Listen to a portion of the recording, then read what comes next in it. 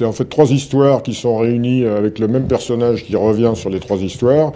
Et c'est des histoires qui traitent en fait comme sujet de la mort, tout simplement, mais d'une manière un petit peu décalée, puisque ce sont des histoires autobiographiques, des petites histoires qui me sont arrivées, qui paraissent pas très importantes, et finalement dont j'ai eu l'idée de faire une bande dessinée un peu policière, de le traiter d'une certaine manière pour que ça devienne quelque chose d'intéressant, même voire de surprenant.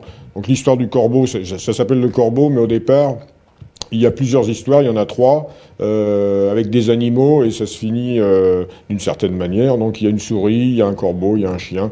C'est des choses qui me sont arrivées, et c'est des choses que j'ai traitées de manière, voilà, c'est ça, décalée, humoristique. C'est la première fois en bande dessinée que je me suis mis en scène, sans aucune complaisance. Je suis pas tendre avec moi-même.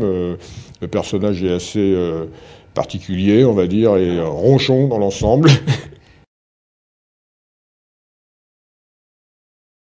Pour répondre simplement, ce qu'on y trouve, c'est effectivement tout un tas de scènes que j'ai vraiment vécues, notamment, bon, sans dévoiler l'histoire de la petite souris au début. C'est vrai que il y a un atelier où je me suis trouvé à ras du sol dans la campagne avec une souris qui est rentrée chez moi et qui s'est installée un bon moment, plus d'1 an.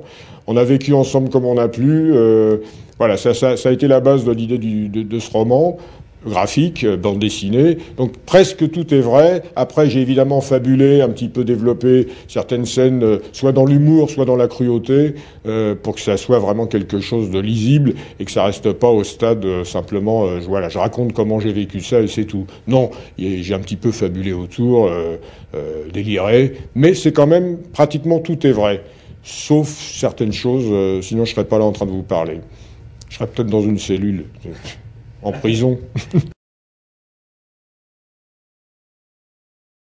J'ai eu envie de l'éditer moi-même. Je me suis aperçu d'abord que c'était du noir et blanc, que ça coûtait pas très cher de le faire soi-même, et j'avais envie de cette expérience d'auto-édition. Alors avec l'aide on va dire d'un éditeur associatif qui s'appelle Fugambule, qui m'a aidé surtout à faire les fichiers, à trouver les imprimeurs ou l'imprimeur et faire des devis et toutes ces choses-là. J'ai tout dessiné et j'ai édité ce bouquin. Et donc je me suis trouvé à non seulement l'éditer, mais bien entendu, dans ces cas-là, quand on édite soi-même, il n'y a pas de réseau de diffusion, personne ne le connaît, le livre, sauf par les réseaux sociaux. Donc j'ai décidé de tourner avec, c'est-à-dire je prenais mes livres et puis je faisais des milliers de kilomètres à droite à gauche dans toute la France, dans les festivals qui voulaient bien m'inviter en tant qu'auteur, avec ce produit-là, et j'en ai vendu, je l'ai fait en 2 fois 500 exemplaires, j'ai vendu 1000 exemplaires tout seul comme un grand. Le livre a une deuxième vie maintenant, c'est-à-dire qu'un petit éditeur qui fait pas forcément ce genre de bouquin au départ, qui s'appelle Kotoji Édition, a eu envie de rééditer le livre en changeant, il y a un petit carnet de croquis dans le livre, donc il y a eu quelques nouveautés, mais on a changé le format, on a changé la couverture, mais c'est la même histoire. Et là, le livre a une deuxième vie, puisque maintenant il est réellement diffusé en France et dans les pays francophones, ce qui lui permet d'avoir une vie, on va dire, plus visible. Il est plus visible, et ça me permet d'aller dans les gros festivals où j'étais pas forcément invité, en tant qu'auto-édité. Maintenant, ça revient, donc il a 2 vies. J'adore les femmes, c'est très clair, on va pas dire le contraire, déjà pour commencer. Et donc j'ai une vision de la femme, j'espère, en tout cas, qui n'est pas machiste.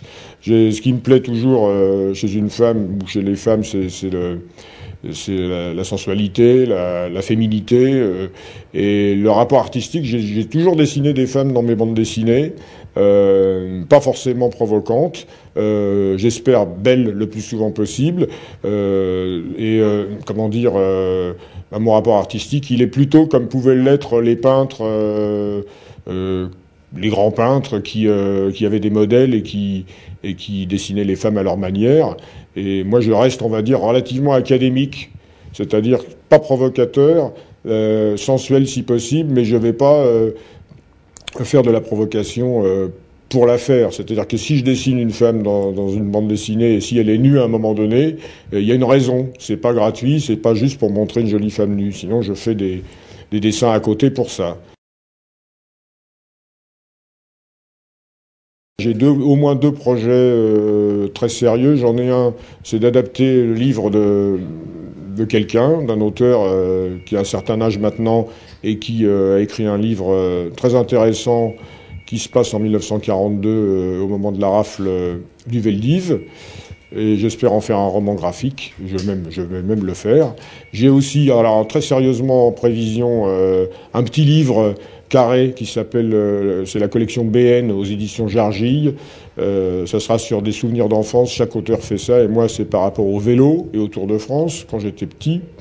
Et puis après des tas d'autres projets avec des animaux, avec un portfolio érotique puisqu'on parlait des femmes et de l'érotisme. Là, j'ai ça aussi en projet.